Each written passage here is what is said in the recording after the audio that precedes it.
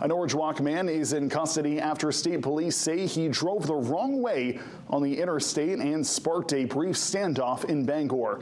Police say that 60-year-old Lawrence Knowles was driving a pickup reported stolen out of Skowhegan.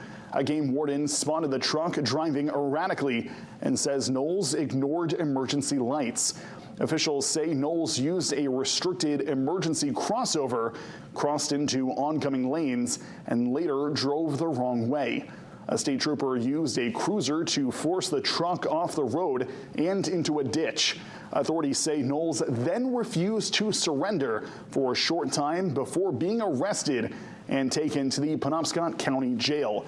He is facing charges of eluding an officer, operating under the influence of drugs, reckless conduct with a dangerous weapon, refusing arrest, and violating conditions of release.